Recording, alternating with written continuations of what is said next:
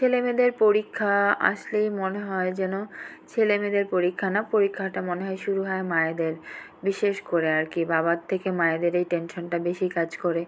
একদিকে সংসারের কাজ কর্ম, অন্যদিকে মানে ছেলে মেয়ের পড়াশোনার টাইমলি তাদেরকে খাবার দাবার দেয়া, সব কিছু মেনটেন করা।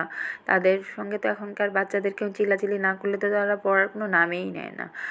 তো আমার বিগত কয়েকদিন ধরে এমনই যাচ্ছে, মনে হচ্ছে যেন আমার মেয়ের পরীক্ষা না, পরীক্ষা যেন আমার শুরু হয়ে গেছে। কী যে একটা টেনশন কাজ করছে, আমার মনে হয় রাতের বেলায় শুইলেই মনে হচ্ছে যে কালকে এক্সাম। এই করে করে দেখতে দেখতে এক্সাম চলেই আসলো। আজকে হচ্ছে মানে রাতটা পার হলেই কালকের দিনটা আছে, পরশুদিন থেকে এক্সাম। আমার হাত পা পুরো ঠান্ডা হচ্ছে মনে হলেই। যাই হোক, এটা আমার ঈদের রান্না ছিল, ওখান থেকে আমি বের করে একটু গরম করছিলাম আজকের জন্য আর কি। তো এটা, আর সকালবেলা নাস্তা করেছিলাম, গরুর মাংস রান্না করেছিলাম, পরোটা, তারপর হচ্ছে ডিম পোচ। তো সবাই মিলে খাচ্ছিলাম, ছেলে মেয়ে সহই আর কি। তো বলতেছিলাম ওদেরকে, যতই বুঝাই না কেন আসলে এখনকার বাচ্চারা কেন জানি এরকম, বুঝতেই চায় না। ওরা না লাইফটাকে একদম সিরিয়াসলি নিতেই চায় না। আর যারা তো ফোনে আসক্ত, যেটা বলার মতো না। স্কুল কলেজে গেলেই দেখা যায় বাবা মাদের মনটা করে এত খারাপ করে দেয় ছেলেমেয়েরা। এখনকার যুগগুলো আসলে অন্যরকম হয়ে গেছে আর কি। যাই হোক, মানে যারা এসেছে পরীক্ষা দিচ্ছেন সবার জন্য মন থেকে দোয়া করি। আমারও মেয়ে পরীক্ষা দিচ্ছে, জানি প্রত্যেকটা বাবা মার কী অবস্থা হচ্ছে এই সময়টা আর কেমনটা লাগছে আর কি। তো আমার নিজে দিয়েই বুঝতে পারতেছি আর কি। তো এসএসসি পরীক্ষা যখন দেয় তখনও আমার খুব বেশি টেনশন কাজ করতো, যেটা বলার মতো না। আর আমিই বা কী করতে পারবো, কতটুকুই করতে পারবো নিজের জায়গা থেকে যদি তাদের কোনো আগ্রহ না থাকে। আবার ইন্টার পরীক্ষার সময়ও আমার সেম অবস্থা হচ্ছে। আমার কয়েকদিন ধরে মনে হয় খাওয়া দাওয়াও ঠিকমতো আমার গলা দিয়ে নামছে না।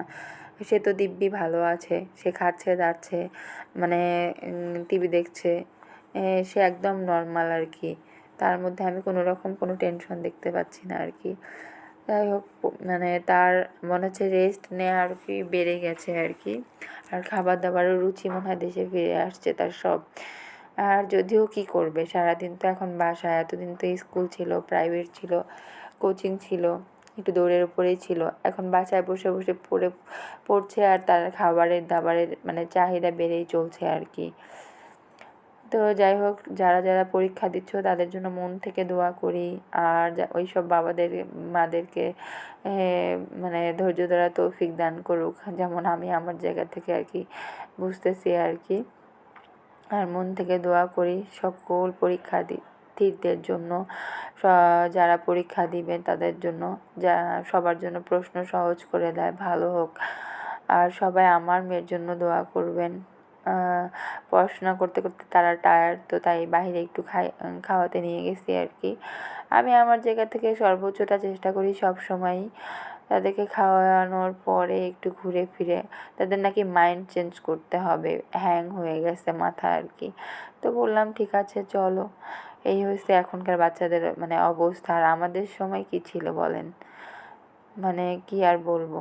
যাই হোক, সবার জন্য মন থেকে অনেক দোয়া থাকলো। আর যারা যারা আমার ভিডিওটা দেখতেছিলেন তারা তাদের কাছে আমি হাত জোড় করে রিকোয়েস্ট করব, তারা মন থেকে আমার সন্তানের জন্য বা যারা পরীক্ষা দিচ্ছে সকলের জন্য দোয়া করবেন। আল্লাহ যেন ওদের পরীক্ষা সহজ করে দেয়। সবাই ভালো থাকবেন, সুস্থ থাকবেন। আল্লাহ হাফেজ সবাইকে।